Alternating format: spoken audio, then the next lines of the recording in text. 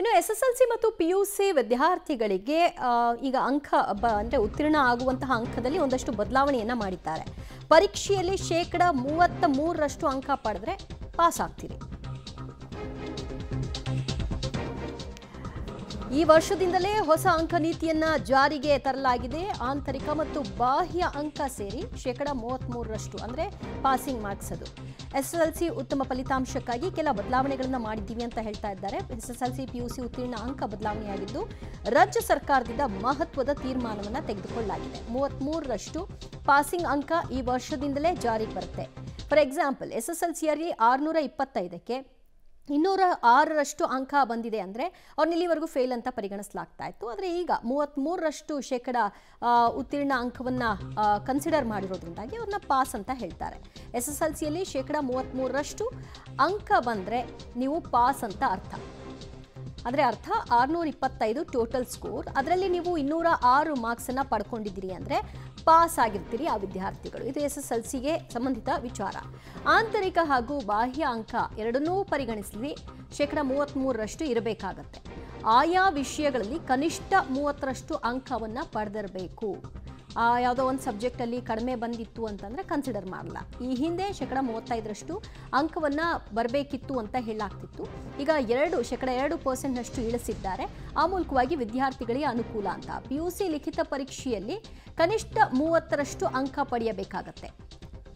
ಲಿಖಿತ ಪರೀಕ್ಷೆಯಲ್ಲಿ 600ಕ್ಕೆ 198% ಅಂಕ ಬಂದರೆ PUC ವಿದ್ಯಾರ್ಥಿಗಳು ಪಾಸ್ ಅಂತ ಪರಿಗಣಿಸಲಾಗುತ್ತೆ. 600ಕ್ಕೆ 198. ಈ ವರ್ಷ ಹಾಜರಾಗುವ ಎಲ್ಲ ವಿದ್ಯಾರ್ಥಿಗಳಿಗೂ ಕೂಡ ಈ ರೀತಿಯಾಗಿ, ಯಾಕಂದರೆ ಅವ್ರನ್ನ ಫೇಲ್ ಅಂತ ಪರಿಗಣಿಸಿ ಕಾಯಿಸೋದು ಬೇಡ ಅನ್ನುವಂಥ ಇಂಗಿತ.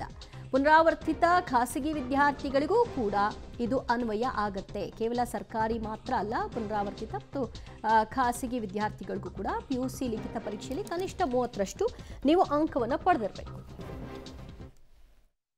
ಒಂದು ಪಬ್ಲಿಕ್ ಒಪಿನಿಯನ್ ಎಲ್ಲ ತಗೊಂಡಾಗ 33 ಪರವಾಗಿ 701 ಬಂತು. ಅದು ಪರವಾಗಿ. ಅದೇ 35 ಪರವಾಗಿ ಬರೀ 8 ಬಂತು. ಸೊ ನಾವು ಡಿಸಿಷನ್ ಏನು ತಗೊಳ್ಬೇಕು?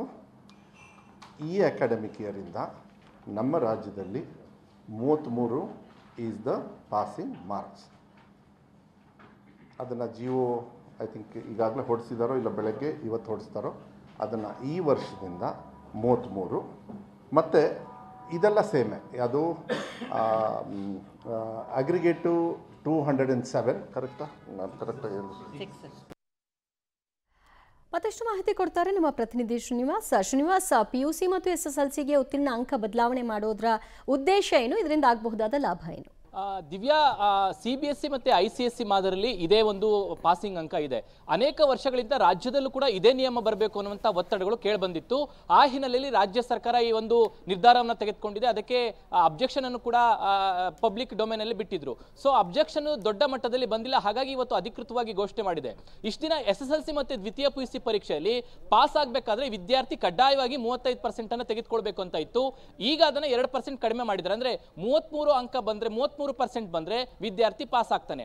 ಅದರಲ್ಲಿ ಅಂದ್ರೆ 625 SSLCಯಲ್ಲಿ 625ಕ್ಕೆ 206 ಅಂಕ ಒಟ್ಟಾರೆ ಬರಬೇಕು.